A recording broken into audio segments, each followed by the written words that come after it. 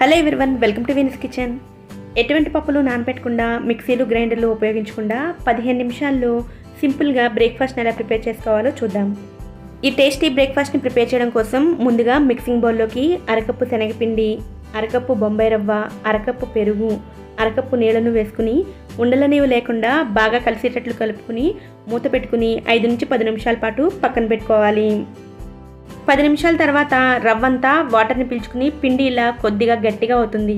ఇప్పుడు ఇందులో 2 టేబుల్ స్పూన్ల ఉల్లిపాయ ముక్కలు, 2 టేబుల్ స్పూన్ల టమాటా ముక్కలు, ఒక పచ్చిమిర్చి తరుగు, 2 టేబుల్ స్పూన్ల క్యారెట్ తురుము, 2 టేబుల్ స్పూన్ల స్వీట్ కార్న్, కొద్దిగా కొత్తిమీర, 1/2 టీ స్పూన్ కారం, రుచికి సరిపడ ఉప్పు, 1/2 టీ స్పూన్ జీలకర్ర, అలాగే ఈ ఇన్స్టెంట్ ఊతప్పం సాఫ్ట్గా రావడం కోసం చిటికెడు వంట సోడాను కూడా వేసుకుని బాగా కలిసేటట్లు కలుపుకుని కన్సిస్టెన్సీకి తగ్గట్టుగా 1 లేదా 2 టేబుల్ స్పూన్ల వాటర్ని కూడా వేసుకుని మిక్స్ చేసుకోవాలి.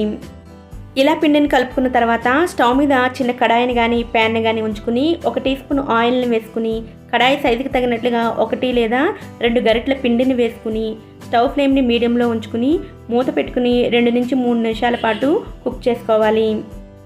ఇదే పిండితో ఇలా ఊతప్పంలా కాకుండా ప్యాన్ మీద కొద్దిగా పిండిని వేసుకుంటూ ప్యాన్ కేక్స్లా కూడా ప్రిపేర్ చేసుకోవచ్చు. పై భాగంలో ఇలా డ్రైగా అయిన తర్వాత రెండో వైపు ఫ్లిప్ చేసుకునే ముందు మళ్ళీ కడాయిలో 1 టీ స్పూన్ ఆయిల్ని వేసుకుని ఫ్లిప్ చేసుకుని వేసుకోవాలి. ఇలా వేయడం వలన ఊతప్పం 2 వైపులా చక్కగా ఫ్రై అవుతుంది. ఫ్లిప్ చేసిన తర్వాత కూడా 2-3 నిమిషాల పాటు ఫ్రై చేసుకుంటే రెండో వైపును కూడా పర్ఫెక్ట్గా ఫ్రై అవుతుంది. నేను చూపించిన ఈ క్వాంటిటీస్కి 3 వరకు ఊతప్పాలను ప్రిపేర్ చేసుకోవచ్చు. దీనిని బట్టి మీరు క్వాంటిటీస్ని అడ్జస్ట్ చేసుకోవచ్చు. పైన క్రిస్పీగా లోపల సాఫ్ట్గా ఉండే ఇన్స్టెంట్ ఊతప్పానికి చట్నీ కూడా అవసరం లేదు. వీటిని ఇదే విధంగా డైరెక్ట్గా తీసుకోవచ్చు.